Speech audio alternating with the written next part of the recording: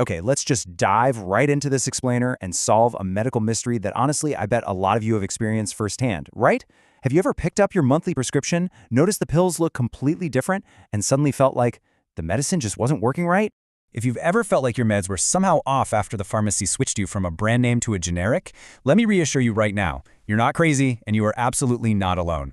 We're always told they're exactly the same, right? Yet so many people swear they feel different or they suddenly get new side effects. So we're going to break down the fascinating science behind this lived experience and get to the real truth. To figure this out, we're going to methodically run through 5 quick areas. We'll look at active versus inactive ingredients, debunk this crazy 80 to 125% myth, explore the nocebo effect, dive into your unique gut microbiome, and finish up with a really practical takeaway for your everyday life. All right, part 1, active versus inactive ingredients. Let's look at what's actually inside that pill. So here's the deal. To get approved, generics literally must contain the exact same active medicine. That's the part that actually cures you. But generic companies are totally allowed to use different inactive ingredients. We call these excipients. Think binders, dyes, flavorings, and coatings. And this matters immensely because even though they don't treat your illness, your body still has to process them. You might just be sensitive or kind of mildly allergic to a specific dye or preservative. Like, imagine switching to a generic blood pressure pill, and suddenly you've got an upset stomach. It might not be the medicine failing you at all. Your stomach might just be sensitive to a specific lactose, a dairy filler that the generic company decided to use. A great way to think about this is the chocolate chip cookie analogy. The active ingredient, those are the chocolate chips. Both the brand name and the generic use the exact same high-quality chocolate chips. But the generic might use a totally different brand of flour or butter for those inactive ingredients. It's still a chocolate chip cookie for sure, but it might digest slightly differently in your stomach. If you misunderstand this, you might wrongly assume the actual medicine is defective and literally stop taking a life-saving drug entirely. When instead of quitting, you might just need to find a different generic manufacturer. And get this, here's a wild fact. By law, generics actually must look completely different, like a different size, shape, or color than the brand name pill, just to avoid trademark infringement. No way around it. Moving right along to part 2, we are debunking the 80 to 125% myth.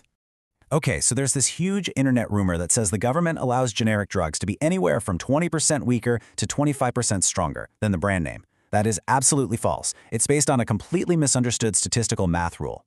In reality, the active ingredient in a generic has to be an almost perfect match to the original, usually within a tiny 3% to 5% difference. And this matters because believing the rumor just terrifies people about generic drugs. I mean, if you read online that your generic depression medication might only be 80% as strong, you'd panic, right? You'd assume it won't work, and you'd end up wasting hard-earned money paying completely out of pocket for the brand name. To put that tiny variance into perspective, it's literally like setting 2 different alarm clocks. One goes off at exactly 7 o'clock in 1 second, and the other goes off at 7 o'clock in 2 seconds. Technically, yes, there's a tiny mathematical variance, but for the practical purpose of waking you up, they're exactly the same. If you misunderstand this tiny mathematical variance, you're going to unnecessarily lose trust in your healthcare. So the absolutely crucial point here is that you shouldn't fear generics. In fact, to put the impact in perspective, generics actually save Americans over $300 billion every single year. They account for 90% of all prescriptions filled. And the best part, the vast majority of them cost under $20. It's a massive win. Okay, part 3, the powerful Nocebo effect.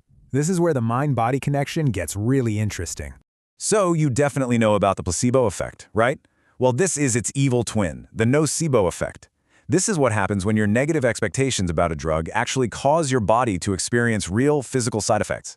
And this matters immensely.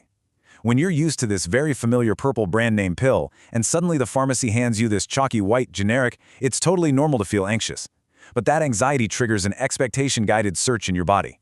Basically, you become hyper-focused on how you feel. For example, say you take a new generic painkiller and happen to notice a headache that afternoon.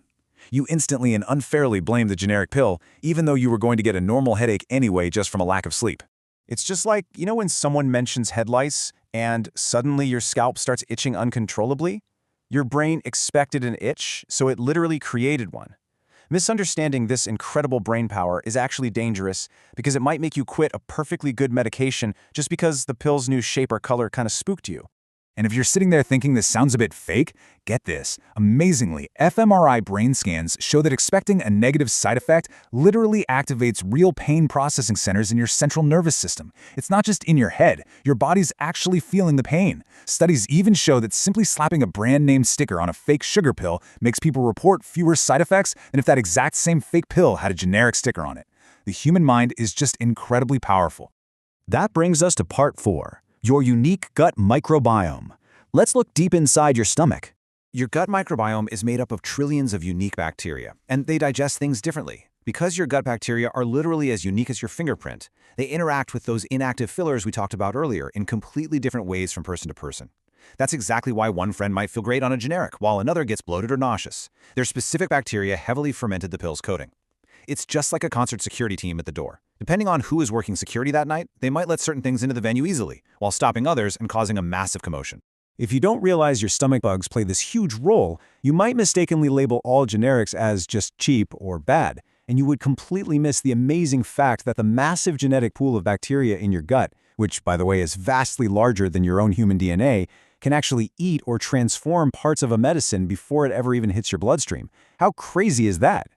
Finally, part 5, the practical takeaway. What do we actually do with all this science? So, the absolute crucial point for you to take away from this explainer is that generics are incredibly safe, highly regulated, and identical in their healing power to those expensive brand names. Understanding the fillers, debunking the myths, and knowing how your body processes expectation, that saves you money and serious anxiety when your medication randomly changes color. So keep taking your generic medications. But hey, if you switch and genuinely feel off, don't panic and rush out to buy the brand name. Just ask your pharmacist to switch you to a different generic manufacturer that uses different fillers. You might just find one that agrees perfectly with your body. It really makes you wonder, doesn't it? I mean, if a simple shape change in a pill can trigger real pain centers in your brain, and microscopic bugs in your stomach can eat your medicine before it even starts working, just how incredibly powerful are your own brain and gut when it comes to your everyday health? Definitely think about that the next time you pick up a prescription. Thanks so much for joining me for this explainer, and keep exploring the amazing science behind your everyday life.